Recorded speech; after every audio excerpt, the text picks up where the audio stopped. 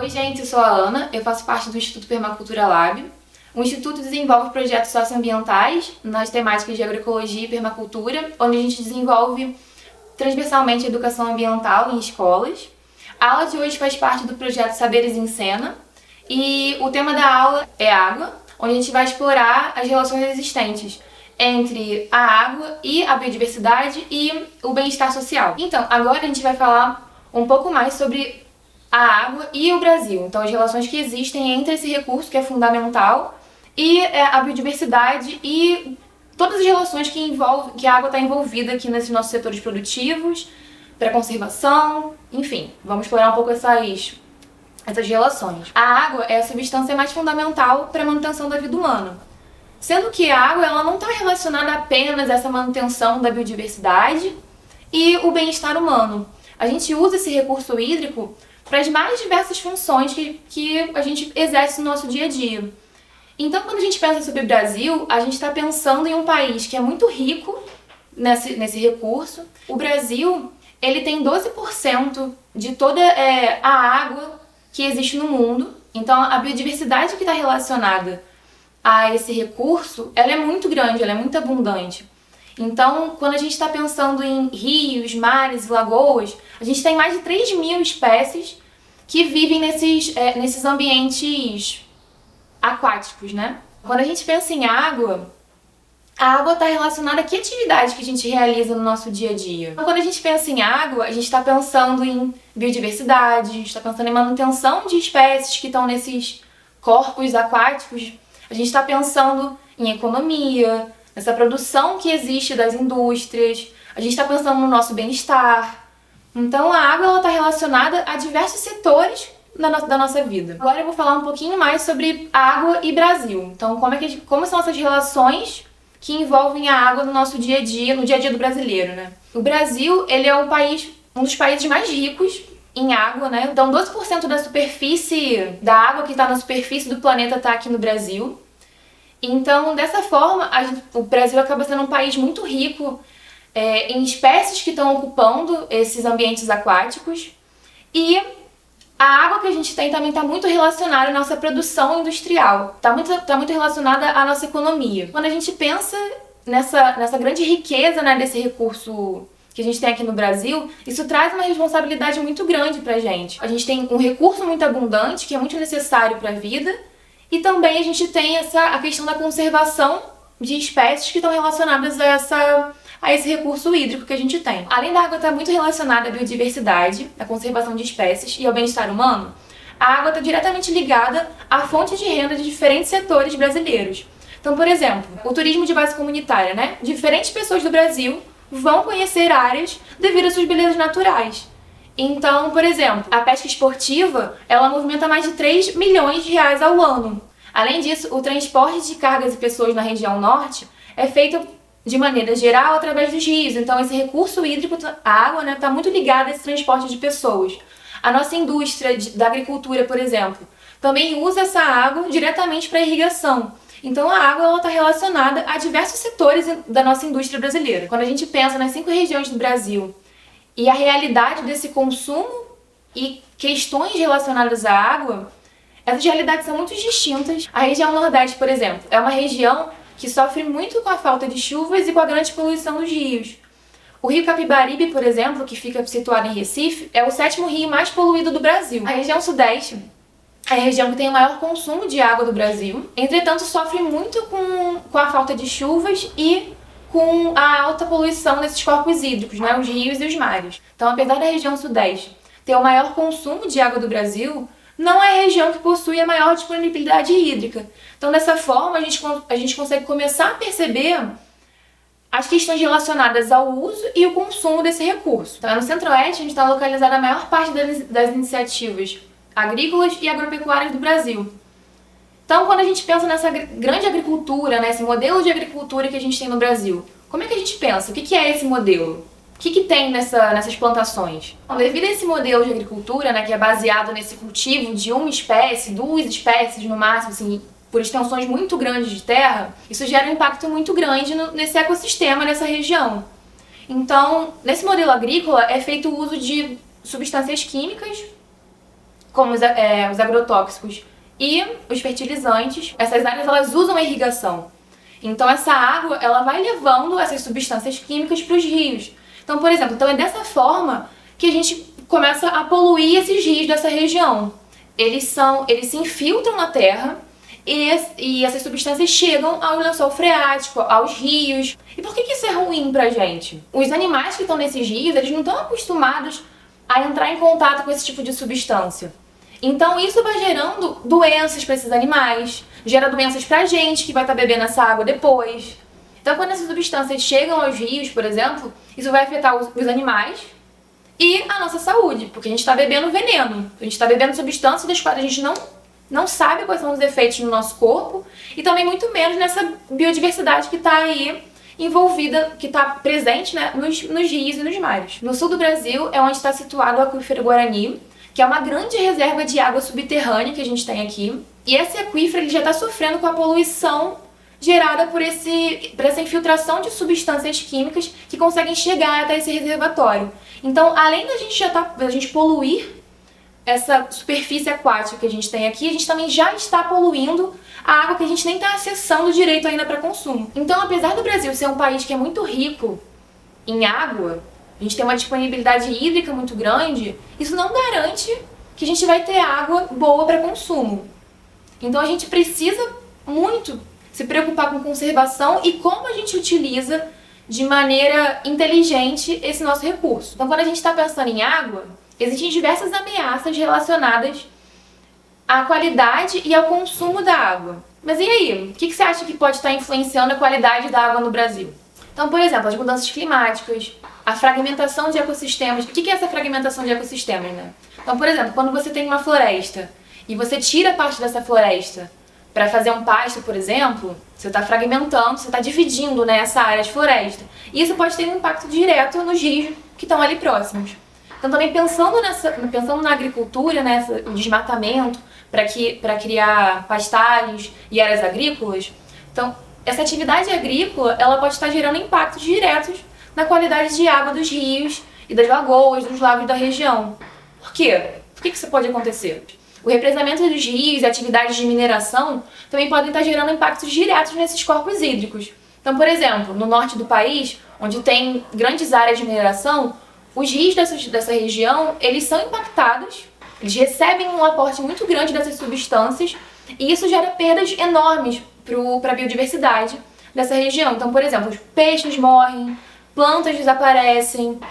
Então, essas atividades, de maneira geral, elas causam impactos muito grandes nesses corpos hídricos dessas regiões. Então, pensando na realidade do Rio de Janeiro, agora em janeiro de 2021, a gente recebeu a notícia de que o Rio Guandu está fornecendo água imprópria para consumo humano.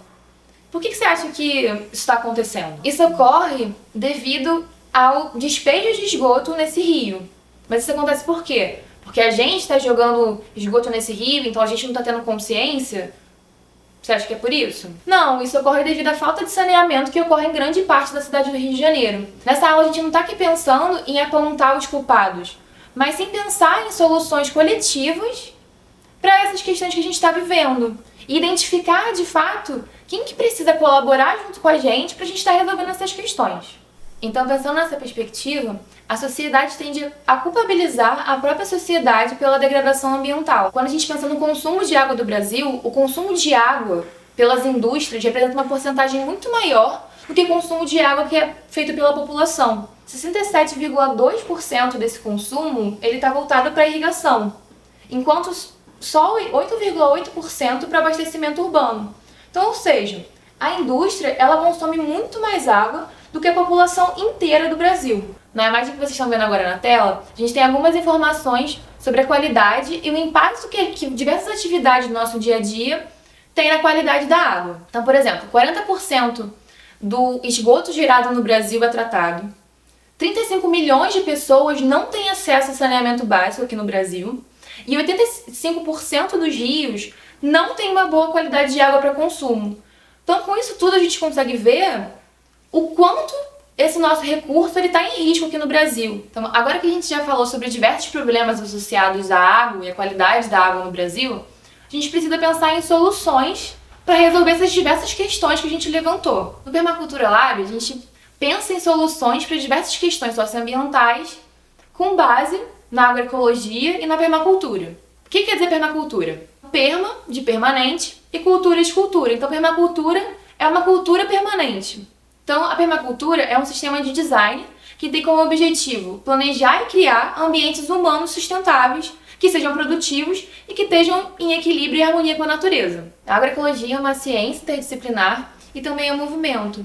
E ela tem como objetivo a produção de alimentos de qualidade, enquanto ela promove relações de trabalho mais justas, o aumento do bem-estar humano e a conservação da biodiversidade. E aí vocês vão poder saber um pouco mais sobre a agroecologia na aula da Ju, que o link vai estar aqui na descrição do vídeo. Então, pensando nessa perspectiva, a gente vai pensar soluções para essas diversas questões relacionadas à água com base na agroecologia e na permacultura. Então, por exemplo, quando a gente está pensando em agroecologia, a gente está pensando em atividades de plantio relacionadas à agroecologia.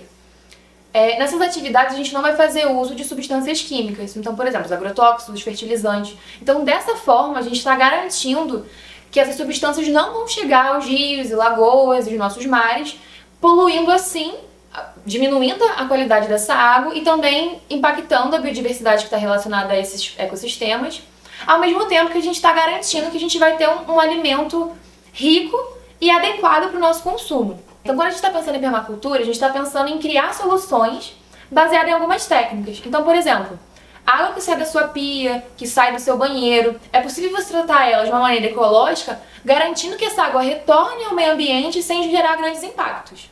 Então aqui a nossa ideia é pensar em soluções para as questões relacionadas à água, utilizando a agroecologia e a permacultura como base. Então, por exemplo, a gente falou sobre a poluição de corpos hídricos, né, pela chegada de agrotóxicos na água. Então, que solução que a gente poderia trazer para solucionar esse problema? Então, por exemplo, a gente falou que isso ocorre através da agricultura, né, das práticas de agricultura. Então, a agroecologia, ela propõe um modelo de plantio que não usa essas substâncias, por exemplo.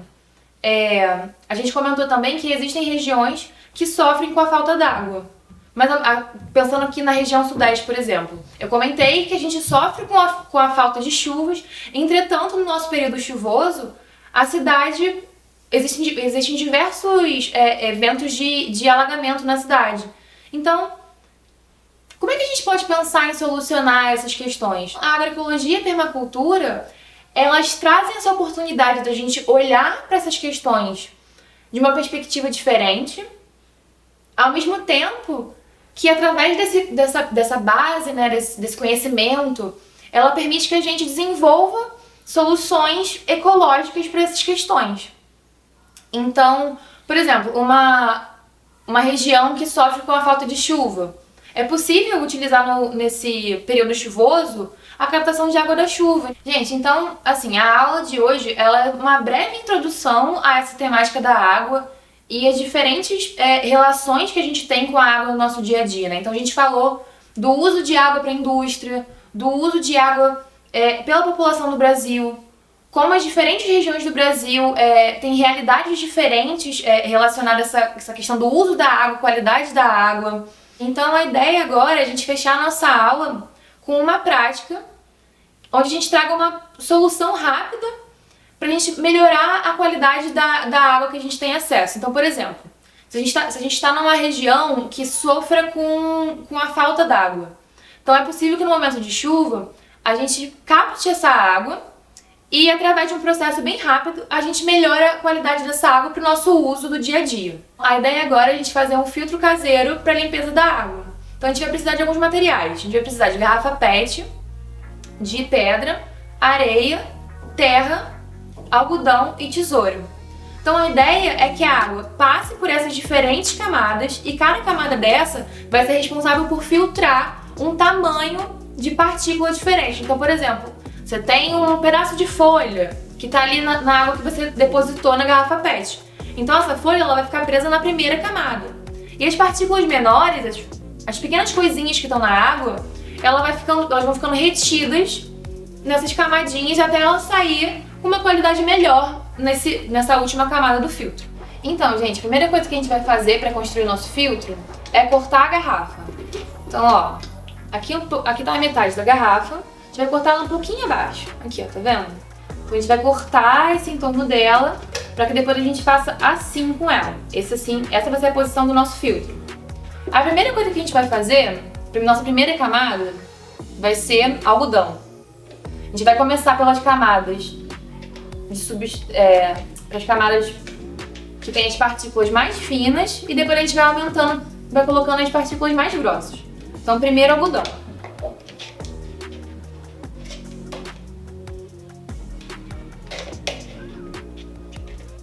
Depois do algodão a gente vai colocar areia.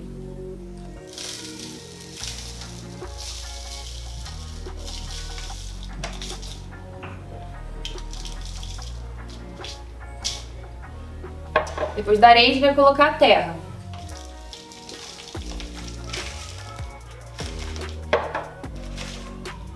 Depois a pedra.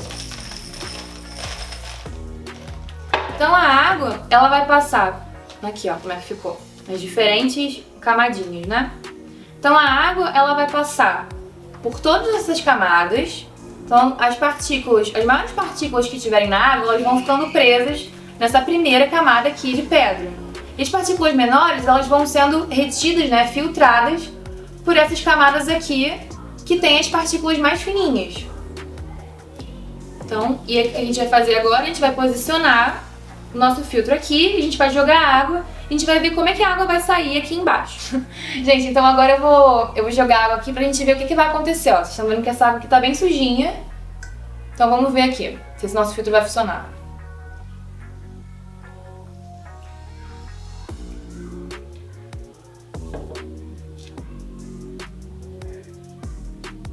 Então, ó, essas folhas, esses gravetinhos, essas partículas maiores, elas ficaram presas logo aqui na primeira camada de pedra. E as partículas menores, que a gente pode ver que estão aqui em suspensão na água, elas vão ficando presas nessas camadas com partículas mais finas, né? Então, por exemplo, a areia, a terra, elas vão filtrando, né? Elas vão retendo essas partículas menores que estão aqui em suspensão na água. Gente, então imagina, se a água que tá escorrendo, choveu e a água que tá escorrendo da sua calha, né? É uma água que ela tem pedacinho de folha, tem pedrinhas, né? Tipo, poeira que tá na calha. Mas é possível que você use essa água pro seu uso diário. Então você pode fazer um filtro, uma versão maior dele, pra fazer essa limpeza da água que tá saindo da sua calha, por exemplo. Então olha como é que ela sai aqui, ó. Essa foi a água que a gente botou, cheia de partículazinhas, e aqui ela saindo limpa depois que ela passou aqui pelos filtros.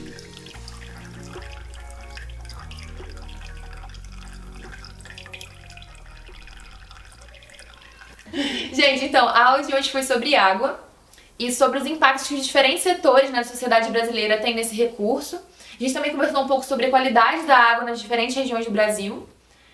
Se vocês quiserem saber mais sobre o assunto, a gente vai deixar alguns materiais complementares na descrição do vídeo. O link para a aula de agroecologia também vai estar na descrição. Sigam as nossas mídias sociais, a gente vai deixar os links também aqui na descrição do vídeo. E obrigada por vocês terem assistido a aula.